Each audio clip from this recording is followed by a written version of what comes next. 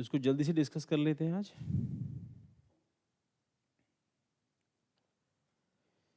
Good evening all of you. Recently the violent uprising, तो purple revolution है। Recently the violent uprising garnered attention with the lavender farming in Jammu and Kashmir showcased during the Republic Day 2024 tableau.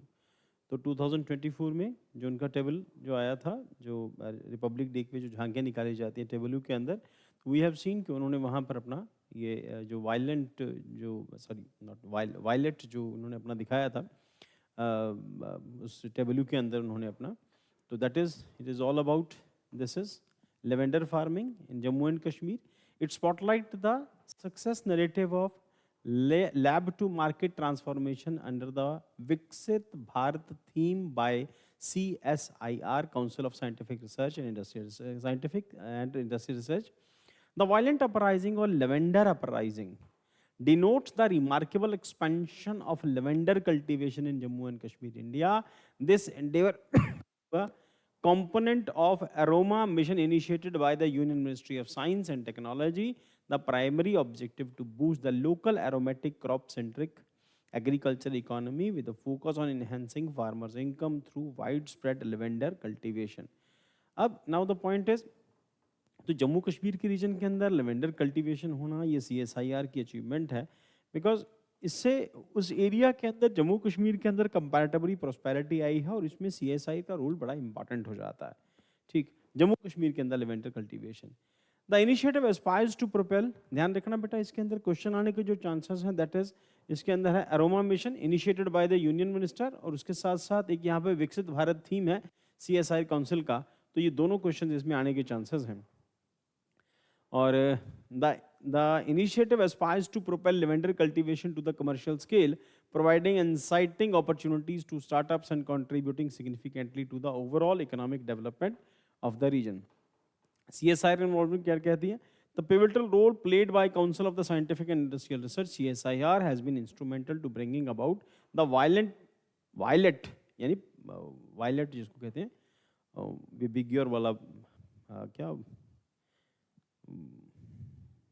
कौन सा colour होता है वो, मुझे भी violet ही पता है.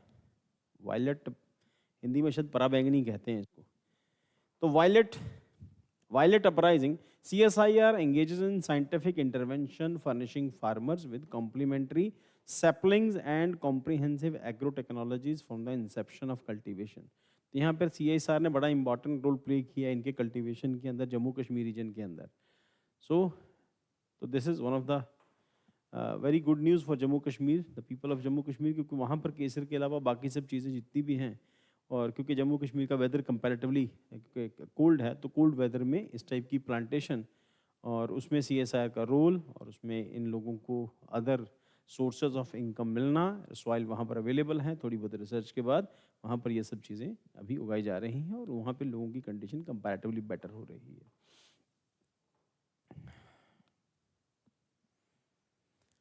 तो सैपलिंग्स ये प्रोवाइड करने का काम CSIR ने किया था. तो जम्मू कश्मीर के अंदर देखो, किसी भी स्टेट के अंदर या किसी भी कंट्री के अंदर